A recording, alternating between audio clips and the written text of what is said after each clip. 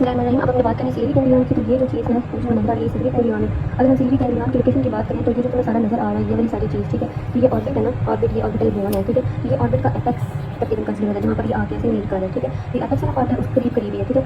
और दूसरी बात है कि पोस्टीरियर ऑफ द ऑर्बिट भी हम इसको बोल सकते हैं, वहाँ पर ये लाई करता है। और इन दो चीज़ों के दरमियान होती है लेटरल लेफ्ट जो यहाँ से काटी हुई है इसके, और साथ में ऑप्टिक नर्व, इन दोनों के बीच में, इन दोनों के बीच में हमारे पास जो है वो जो सिल्वी गैंग्लियन है, ये वाली लाइन जो ऊपर जा रही है ये सिल्वी गैंग्लियन सैंडविच हुआ था, ठीक है। इसका साइज है तकरीबन 2 मिलीमीटर का। और फिर ये हमारे पास इसको ऑर्बिटल फाइबर्स आ रहे होते हैं तीन तरह के, ठीक है। डिफरेंट फाइबर्स कौन कौन से इसके पास आ रहे हैं, एक यहाँ से ये आ रहा है, एक ये आ रहा है और एक ये, ठीक है। और फिर ये आगे से इफरेंट फाइबर्स दिखवा रहे हैं, ठीक है। इफरेंट फाइबर्स कौन कौन से आ रहे हैं, सबसे पहले हम देखते हैं ये वाला, ठीक है। Branch of nasociliary nerve to ciliary ganglion, ये सेंसरी रूट होता है, ठीक है। तो सेंसरी रूट में हम देख लेते हैं कौन से है। ये जो ब्लू वाली लाइन है ये हमारे पास सेंसरी रूट है इसकी, ठीक है। तो ये हमारे पास आ रहा है इधर से, ठीक है। नेजोसिल्वी हमारे पास नर्व है, नेजोसिल्वी नर्व टू सिल्वी गैंग्लियन, ठीक है। ये रिले नहीं करती गैंग्लिया के ऊपर और सप्लाई करता है आई बॉल को। तो आप ब्लू को तुम ट्रेस करोगे तो सीधा सीधा जा रहा है आई बॉल की तरफ। ये आई बॉल है, किसी भी मसल को सप्लाई निकाला, बस आई बॉल को सप्लाई करा और यहाँ पर रिले भी निकाला। अगर यहाँ पर रिले करता है तो यहाँ पर ना वो ऐसे पॉइंट बनाता है, ऐसे सर्कल लगाता है और नीचे ऐसे करके, जैसे कि यहाँ पर बनाते रिले नहीं करता। एक ब्रांच होगी जिसकी ब्रांच है sympathetic root of ciliary ganglion. अब sympathetic root of ciliary ganglion ये डॉटेड रेड कलर की लाइन है, लंबी डॉटेड लाइन एक जैसे आ रही है जी।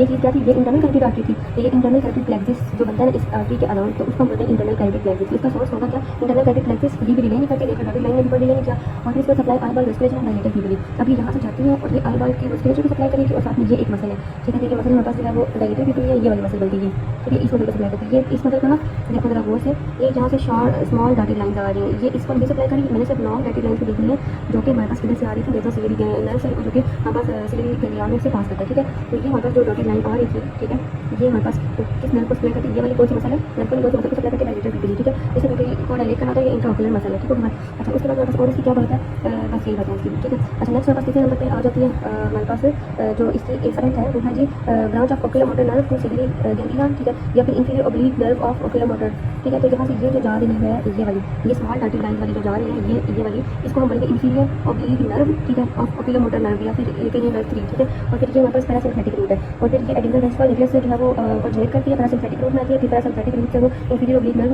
में जाती है, नर्व 3 के, और फिर वो अपनी ब्रांच देती है जो है वो सिल्वी गैंग्लियन को, और वो हमारे पास पैरासिम्पैथिक जो है वो सप्लाई दे रही है सिल्वी गैंग्लियन को। और ये देखो ये जो बना हुआ है इसका मतलब होता है कि इसने रिले किया यहाँ पर, जब इसने रिले किया और इसका आगे से फंक्शन क्या होता है, supply centre people and Silvi muscle. तो अभी छोटी लाइन को अगर हम प्लेस करते हैं तो किधर जा रही है, ये दो को सप्लाई करिए, एक यहाँ पर ऊपर जा रही है, ठीक है, ये एक यहाँ पर ऊपर जा रही है और एक यहाँ पर जा रही है। ये जो ऊपर जा रही है कौन सी मसल है, हमारे पास सिल्वी मसल है। और ये जो वाली ये जो डॉटेड लाइन पर जा रही है शॉर्ट वाली, ये किसको सप्लाई करिए, कौन सी मसल है, ये हमारे पास स्फिंक्टर पीपल मसल है। तो Silvi muscle, centre people, dilator people, ये सारे इंट्राओकुलर मसल है जो अकोमोडेशन में रोल प्ले करते हैं, ठीक है। तो सेंटर पीपल में क्या करना होता है, पीपल का साइज छोटा करना होता है, पीपल को कंस्ट्रक्ट करना होता है, और जो हमारे पास डायलेटर पीपल को डायलेट करना होता है, ठीक है। अच्छा अब हमारे पास ना मैंने क्या बोला, सिल्वी गैंग्लियन में 3 इंफरेंस आ रही थी, 1 2 और 3 जो मैंने एक्सप्लेन कर दी। अब सिल्वी गैंग्लियन से इफरेंस जो जा रही है, जो इधर से फाइबर्स बाहर निकल रहे हैं वो कौन कौन से, ये जो तुम्हें तीनों नजर आ रही है इफरेंस वो है शॉर्ट सिल्वी नर्व्स, ठीक है। तो ये सिल्वी गैंग्लियन ऐसे निकलेंगे 8 से 10 शॉर्ट सिल्वी नर्व्स निकलती है, वो 8 से 10 सिल्वी नर्व जो होती है ब्रांच करती है 15 से 20 ब्रांचेस में फर्दर। और ये शॉर्ट सिल्वी नर्व्स इसको सप्लाई कर रही है सारी जो हमारे पास मसल्स है ना, ये देखो ये कौन सा रूट हमारे पास जा रहा है, ये हमारे पास इफरेंट फाइबर जा रही है, ठीक है। बात हमारे पास सही बात है, इफरेंट फाइबर से रेड वाली जा रही है, ठीक है।